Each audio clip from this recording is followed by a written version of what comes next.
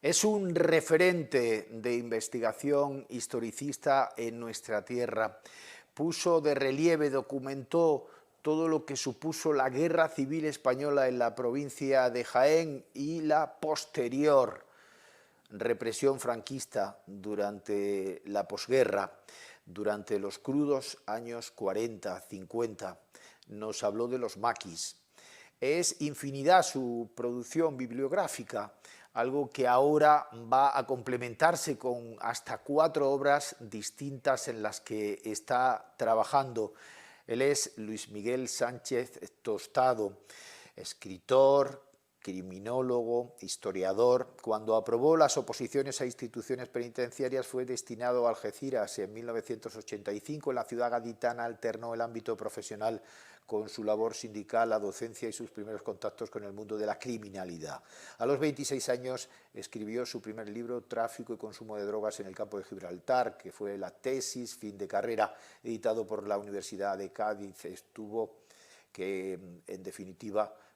criminológico que en definitiva tuvo una repercusión a nivel nacional, llegando hasta el Congreso de los Diputados. Ya digo que su bibliografía es amplia, comprende más de 30 obras, siendo su especialidad el ensayo histórico y criminológico. Del primero destacar sus estudios sobre la Guerra Civil Española, como decía, la dictadura franquista, maquis, exilio republicano y masonería. Realizó el primer censo completo de víctimas de ambos bandos de la Guerra Civil y la dictadura franquista en la provincia de Jaén, obituario que fue incluido en su obra La Guerra Civil en Jaén, con más de 6.000 víctimas referenciadas.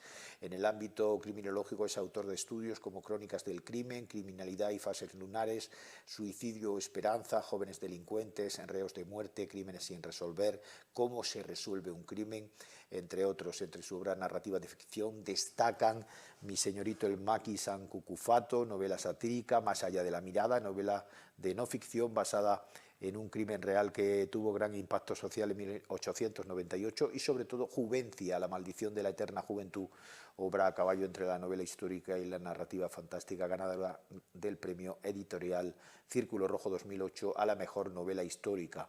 Atesora infinidad de premios y reconocimientos, también en el género corto, reseñar su antología de cuentos 12 relatos en punto. Ahora está afanado en los últimos detalles de una obra que vamos a conocer pronto y que ya tiene promocional, ya tiene una promo que vais a ver en el transcurso de esta entrevista. Luis Miguel, buenas noches, qué bueno verte bien. Muy buenas, igualmente. ¿Qué tal? La transición oculta. ¿Cuánto estamos ahora referenciando en este momento en el que falta altura de miras en la clase política? Vemos ese lodazal impresentable en el que están tirándose unos a otros el barro, cuando deberían estar empujando en la misma dirección, buscando el objetivo común de la reconstrucción económica de nuestro país, y no es así, y siempre hacemos referencia a la transición. ¿Qué grandes políticos había en la transición? Sin embargo, en la transición oculta tú desvelas hasta qué punto hemos estado engañados y nos han contado demasiadas mentiras. Pues sí, la verdad que estamos en un país donde el cainismo político forma parte de nuestro ADN ya, ¿no?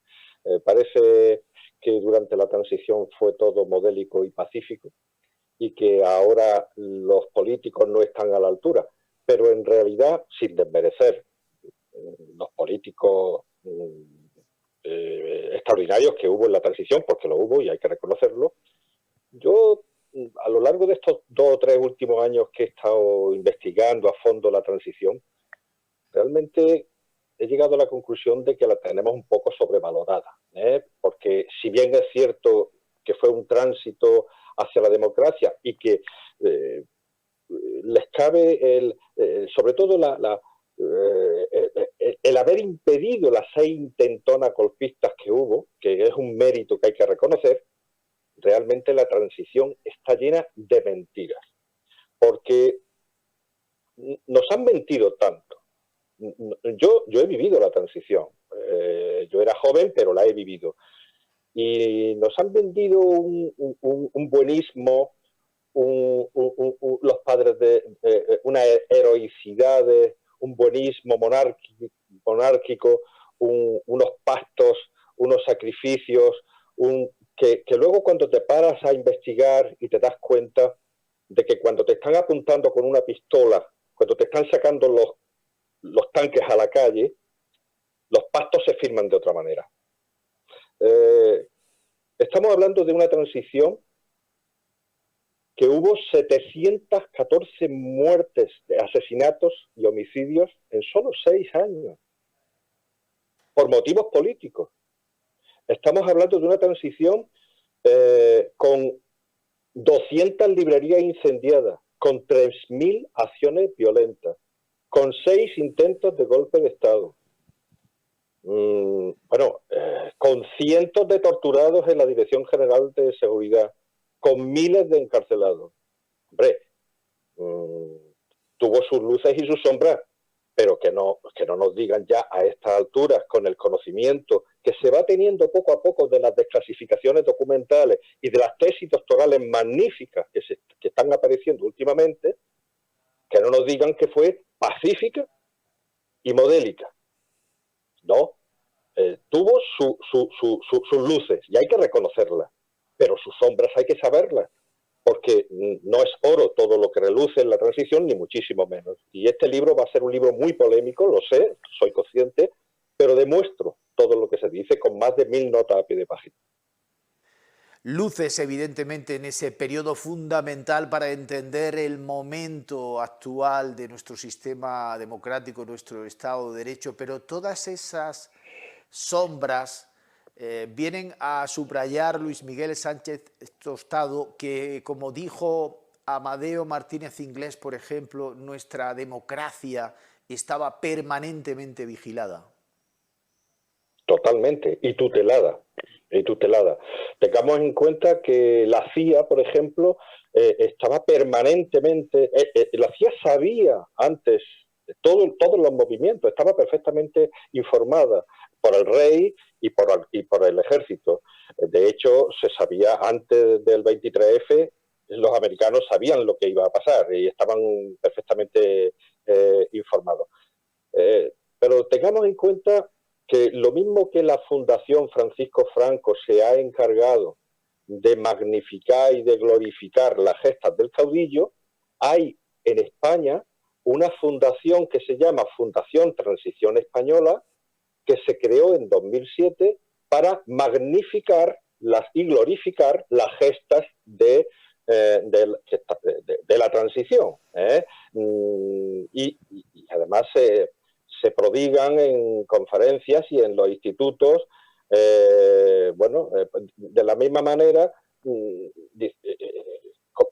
y realmente creo que magnificar a los padres de la Constitución, que tuvieron su mérito, pero hacerlos héroes me parece excesivo, porque se está siempre ofreciendo un discurso único donde no se habla de todas las mentiras que nos vendieron y que se están conociendo ahora, y además están dejando al margen al verdadero artífice de la transición, que no es otro que el pueblo, que fue el que sufrió en sus carnes la represión, los muertos, los tiros, los palos, los encarcelamientos, las torturas. Ese fue el verdadero artífice del cambio y del que nunca se habla, precisamente, ¿no? Y hombre, yo creo que en un país donde se nos ha mentido tanto, el revisionismo crítico no solo es necesario, sino que debe ser saludable. Es el pueblo español el auténtico protagonista de la transición, y el jefe de Estado y el rey Juan Carlos, a quien por supuesto se ha glorificado insistentemente, situándolo junto a Adolfo Suárez como auténticos artífices del proceso democratizador. Bueno, en torno a eso hay muchísimo mito. Y la monarquía cerró filas, evidentemente con el rey Juan Carlos, pero ya hay suficiente obra, suficiente documentación para saber que Juan Carlos conocía perfectamente la operación armada. El 23F, por ejemplo, es un episodio todavía poco conocido, después de tanto que se ha hablado sobre él, ¿no? Hay documentos que no han aparecido, cintas telefónicas que no han aparecido, documentos que todavía están clasificados, a los que los investigadores no nos dejan todavía mirar, consultar, pero está claro que el 23F tenía dos fases. La fase, el SAM, el supuesto anticonstitucional máximo, que era generar una crisis muy grande para que entrara la segunda parte, que es la operación armada, que era elegir los mismos diputados previamente avisados a un presidente de gobierno militar de la máxima confianza del rey, que era Alfonso Armada, y de vicepresidente a Felipe González, no nos lo perdamos. Esa lista se conoce, esa lista de un gobierno de concentración nacional para una supuesta emergencia que ellos mismos habían creado, ¿no? Para dar aquel cambio, aquel giro de timón radical, que sin ser un golpe de Estado militar duro, sí utilizaran la excusa para cambiar, para defenestrar a Suárez y meter a un general que corrija lo que para ellos era, pues, el separatismo autonomista, los atentados de ETA, etcétera, ¿no?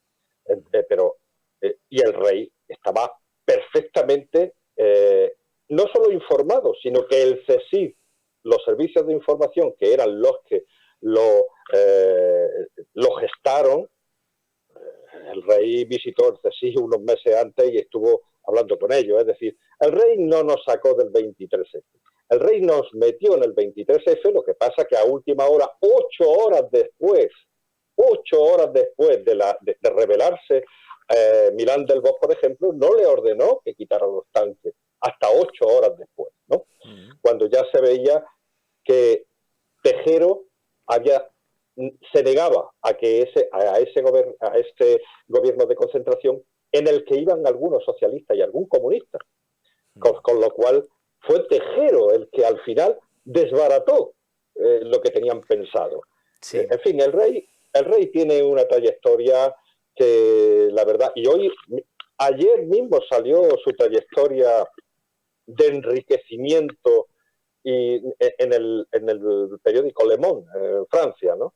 En el que ahora mismo hay una investigación abierta en Suiza por el fiscal general de Suiza, y están saliendo trapos sucios de la monarquía realmente espectaculares, que la pandemia le está haciendo sombra. No se está hablando de esto, pero es una auténtica vergüenza. Pues, es decir, el rey tiene una trayectoria bastante oscura. Quería preguntarte precisamente por eso, que en la historia de España, que tú también conoces, ha habido tics involucionistas.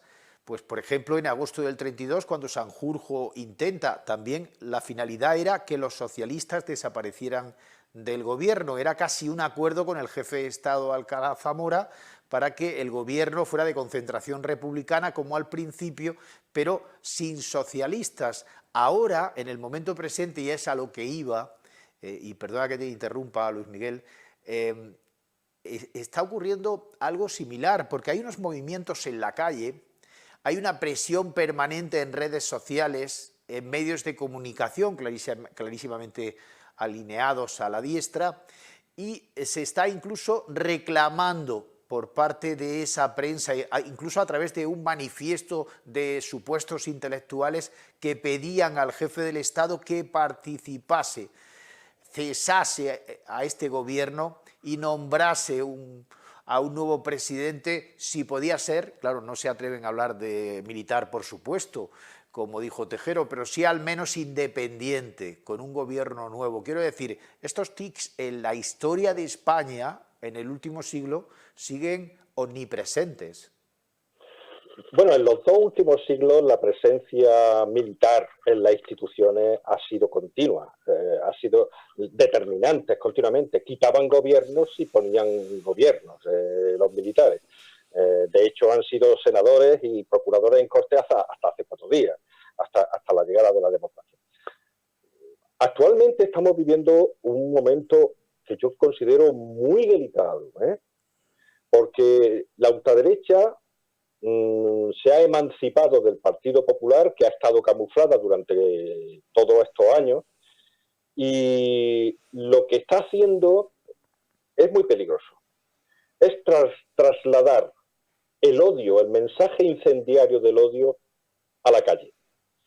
Y así, claro, estamos atravesando una crisis no solamente sanitaria, con casi 40.000 muertos, sino una crisis económica con empresas que cierran, ya vimos los de Nissan ayer, con paro, con colas de hambre que ya se están produciendo, crisis en lo social y esto paralelamente a una radicalización de la política. Esto es muy peligroso, este cóctel es muy peligroso. Cuando hablamos de muertos, hambre, paro y radicalidad política. Esto ya me recuerda a episodios de nuestro pasado que, por ejemplo, en el año 36 así se empezó, ¿no? Así se empezó.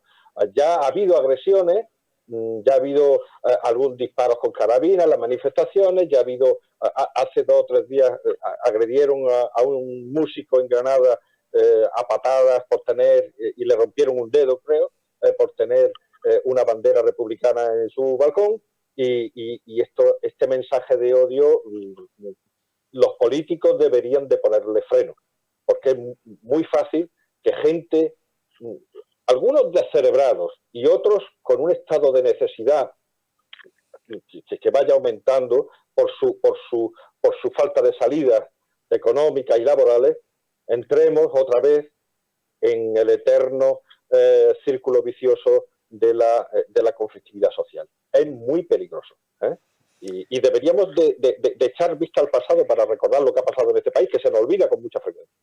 Vamos, el 845, mira, a la altura de la calle Provenza, por la calle Provenza viene una manifestación con unas pancartas, Y hay que cargar con todo, y con todos, Sí. Por delante todo. Juro lealtad al jefe del Estado y fidelidad a los principios del movimiento nacional y demás leyes fundamentales del país.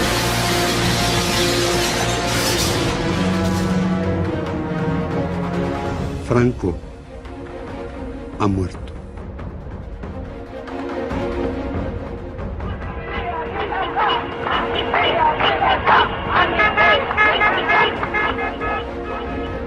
Hay un teniente coronel que con una pistola sube hacia la tribuna, en estos momentos apunta, es un guardia civil.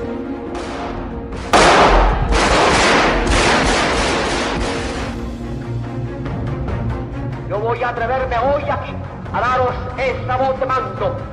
Adelante, españoles, sin miedo a nada ni a nadie, por la fe y por la patria, las banderas en alto. ¡Viva Cristo Rey! ¡Arriba España! ¡Adelante España! M20 para M30, cambio.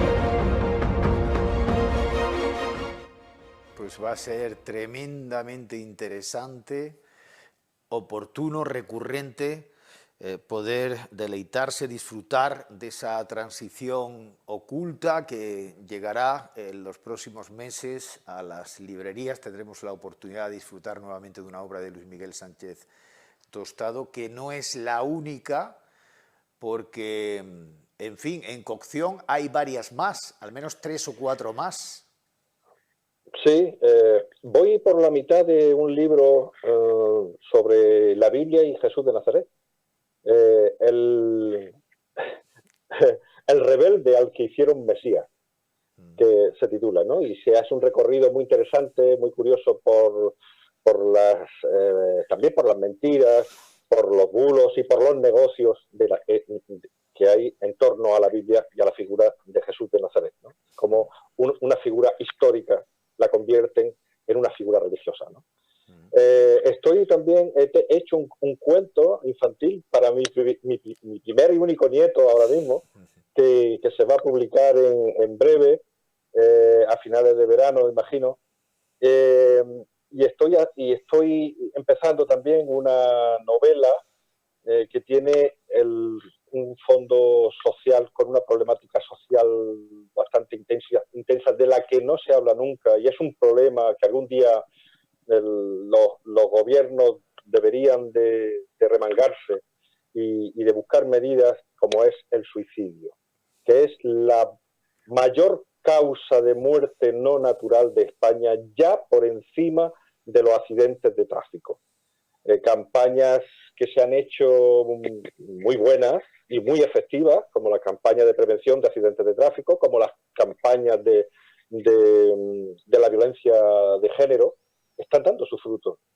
Sin embargo, con la excusa de que del suicidio no se habla para que no se contagien, pues no se dice nada, y es un drama, lo que viven casi 4.000 personas al año en España. Y fíjate que digo que lo quiero hacer de manera divulgativa, una novela ensayada. Es uno de mis proyectos próximos. Es un problema que ahora se acentúa con el confinamiento.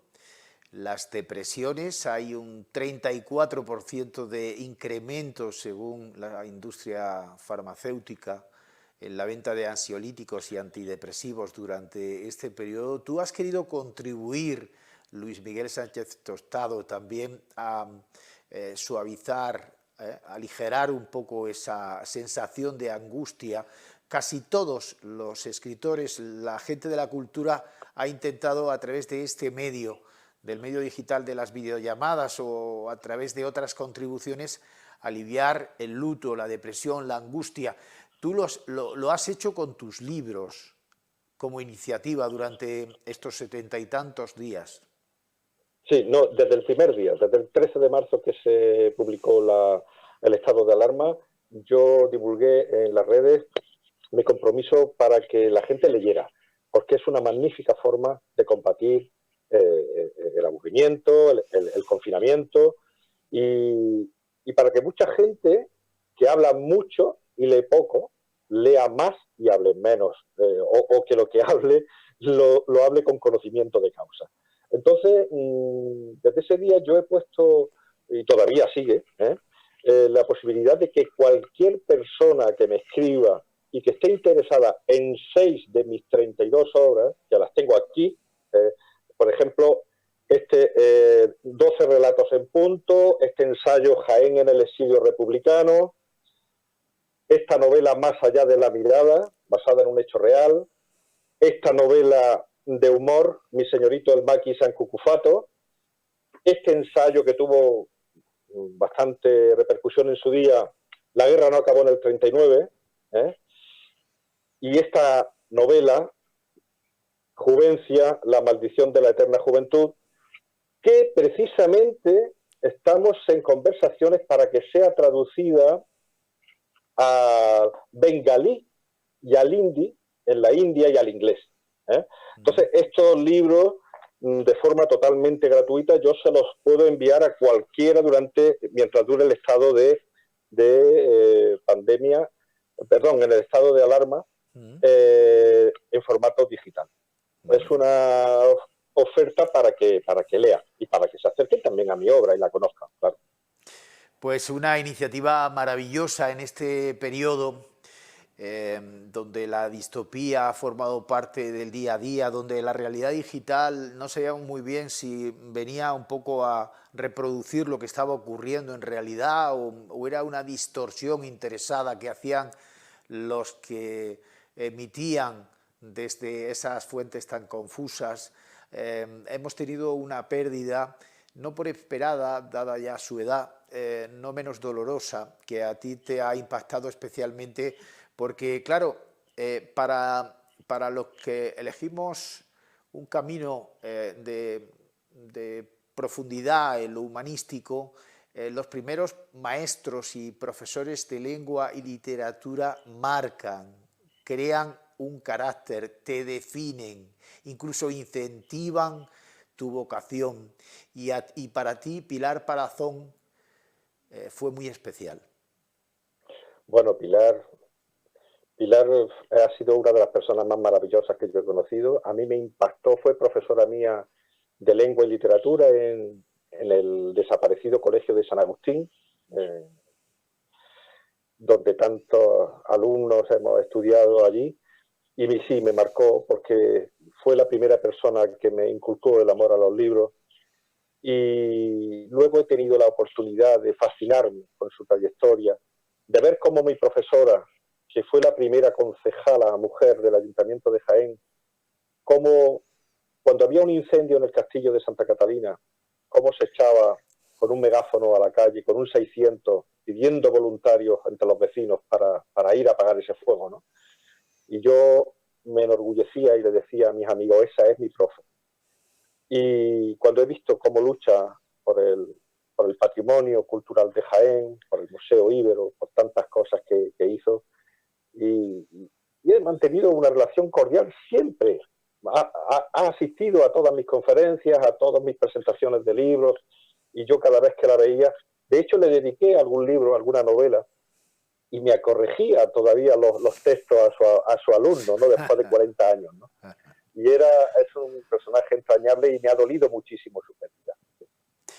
Bien, pues con ese recordatorio, esa dedicatoria también, que serviría un poco el epílogo de esta entrevista, dejamos a Luis Miguel Sánchez Tostado en casa, investigando, continuando esas obras que ya desde este momento, desde el anuncio que has hecho en Micrófonos para la Esperanza, ansiamos todos tus lectores. Muchísimas gracias por lo que haces y muchísimas gracias también por ofrecer tu obra en este momento en el que, pese a la relajación, ya estamos en fase 2 de desescalada, tenemos que pasar demasiado tiempo en casa y también ha llegado un poco el teletrabajo para quedarse, para hacer, si cabe, pues más pesado el día laboral y con horas extras que además no se cobran, porque eso es lo que está ocurriendo con este nuevo sistema implantado, que no sé si forma parte de la reforma laboral esta que quieren hacer ahora desde el gobierno, pero que en cualquier caso nos esclaviza más y nos hace permanentemente esclavos de la tecnología. Gracias, Luis Miguel, un placer, y esperemos muy pronto tener en nuestras manos la transición oculta. Cuídate mucho y hasta muy pronto. Muchas gracias a vosotros por invitarme. Muchas gracias.